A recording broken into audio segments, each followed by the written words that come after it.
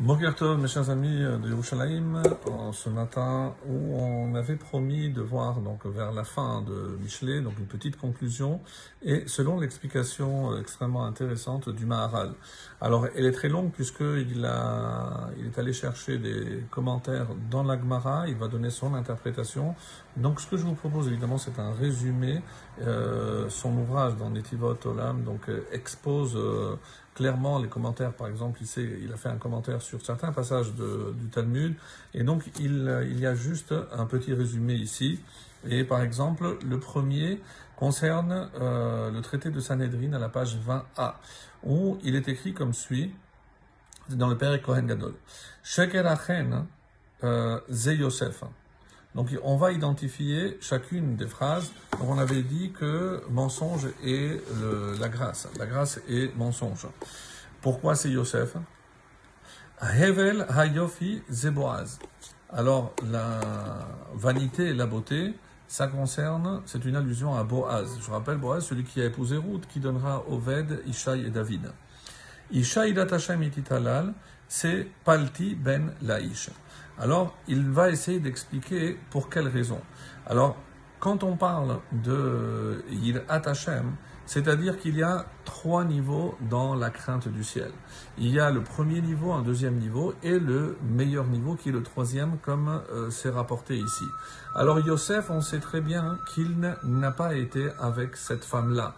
Autrement dit, il n'a pas succombé à la faute avec la femme de Potiphar. Comme ça, il dit. Mais attention, c'est uniquement, il a contrôlé ses pulsions à ce moment-là. Est-ce que ça fait de lui donc quelqu'un qui a une crainte alors, évidemment, on n'est pas en train de juger, mais on dit qu'à ce moment-là, il a réussi à maîtriser. Ensuite, Boaz. Quand on parle de Boaz, de la même façon, il va dire que quand Ruth s'est couchée à côté de lui, on dit Ve'aya Arum. Mikol Makom Gam Ken Davar Ze Eno Amitat Irat Shamaim. Donc il s'est retenu parce que il attendait donc de pouvoir faire les choses en bonne et due forme avec Ruth. C'est le fameux passage où on dit que Ruth s'est couchée à ses pieds. Donc, mais il n'a rien fait tant que les choses n'étaient pas claires. Donc là aussi, il s'est retenu, même s'il est allé un peu plus loin que Yosef. Mais on dit que ça, c'est pas la vraie crainte. Et quelle est la vraie crainte? On nous dit qu'il s'agit de le troisième qu'on a cité, à savoir Palti ben Laïch, comme c'est rapporté dans la Gemara, c'est quelqu'un qui était constamment soumis à ses pulsions et il devait constamment faire un effort. On dit que ça, c'est la vraie crainte, c'est-à-dire c'est pas une crainte momentanée, sha'a, mais tout le temps il se travaille parce que tout le temps il est attiré par lui, etc. Alors, une autre explication qu'il va proposer aussi, toujours dans la Gemara, de quoi parle dans ce Perek? Sheker Achen Zedoro Shel Moshe. C'est la génération de Moshe. Hevel Ayofi Doro Shel Yoshua et Isha Irat Hashem Titalal Zedoro Shel Chizkiyahu. Alors pourquoi? Et il y en a qui disent que Sheker Achen c'est la génération de Yehuda Bar Ilai. Pourquoi? Parce que à cette période-là, on dit que 6 élèves se couvraient avec un seul manteau. Alors, évidemment, on avait posé une fois la question, mais comment on peut mettre à 6 un manteau? Non, c'est que je lui dis non, il n'y a qu'un seul, il fait froid, tiens, prends-le toi, lui dit à l'autre, lui il donnait. Donc il se le passait et c'est pour montrer donc cette fraternité qui existait. Alors, à quoi ça fait allusion? On dit que on sait que la génération de Moshe a étudié la Torah dans le désert, donc c'est exceptionnel. Mais pourquoi? C'est pour ça que c'est, comme il dit, mensonge.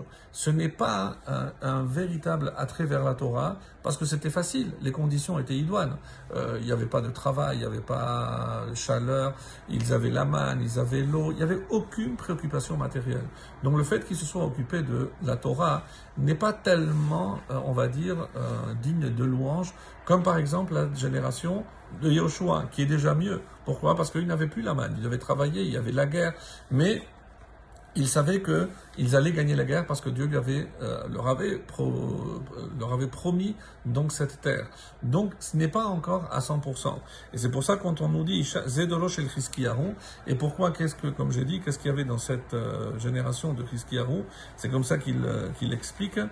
Doro shel Chizkiyahu, Parce que à ce moment-là, il y avait une telle pauvreté et que s'occuper de Torah en n'ayant rien d'autre, avec toutes les préoccupations que ça supposait, mipene shayu oskim batorah af shelo ya lahem hachana leze lekach ma shehayu oskim batorah hu ikar.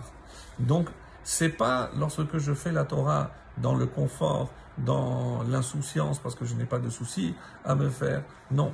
La vraie Torah, c'est ce qu'il dit, Isha irat Hashem, et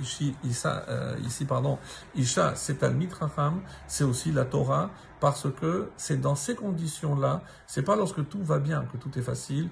Au contraire, lorsqu'il y a des difficultés et que malgré tout, je m'occupe de Torah, c'est ce que explique ici le Maharal, ça c'est digne vraiment de louange.